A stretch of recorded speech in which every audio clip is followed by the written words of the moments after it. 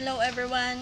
I'm so I'm I'm showing to you steps on how to use the manual boundary plotting and the RAR-VF file.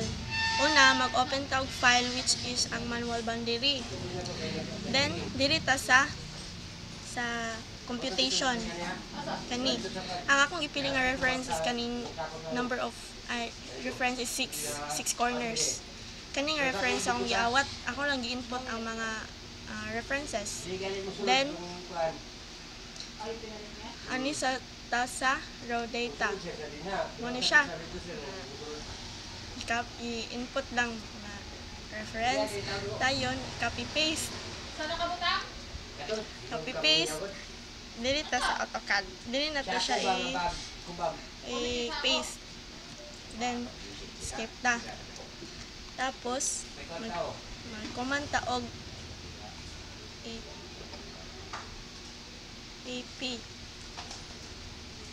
which is ang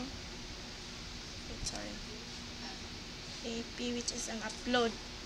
Ang kaning RAR-VF katong gi-open na to ganin na i-load na to siya, then close.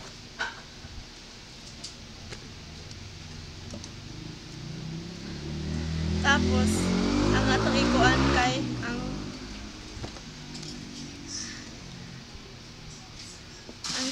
okay, mag-type tag TD ang points niya.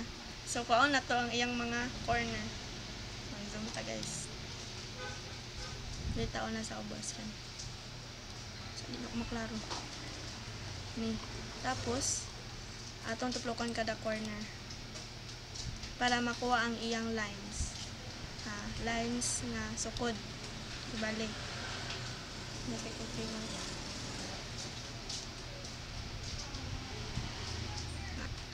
Then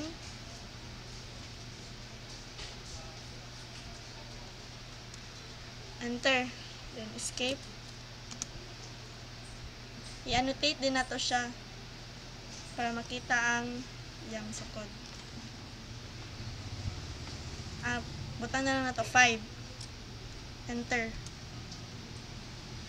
Okay, nigawas na siya ang mga ang reference nga itong giawatan. Then enter. Tag distance kung unsa siya, meter, dili tag meter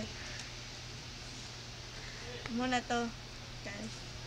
Tuplokon na nato siya, gawas na din iyang technical description mo na siya guys.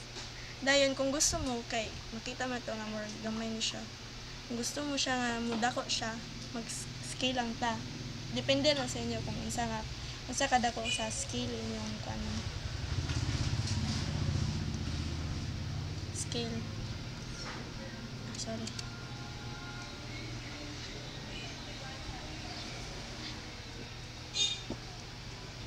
Okay na lang guys. Depende lang niyo unsa nga scale kay para maigo pod sa inyong sketch plan. Na okay. Apil pod ni lagi. Kay gamay man gud ni siya. And then ato din na siyang i-move. Sorry. Ito na siyang i-move. Then ang kalabasan na guys, kaya kani din ang final result niya. Nawala na to guys. Na guys. Mo din siya kalabasan.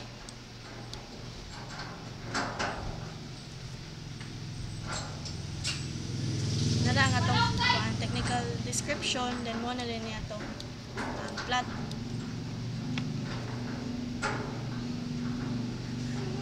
Thank you. Thank you, that's all.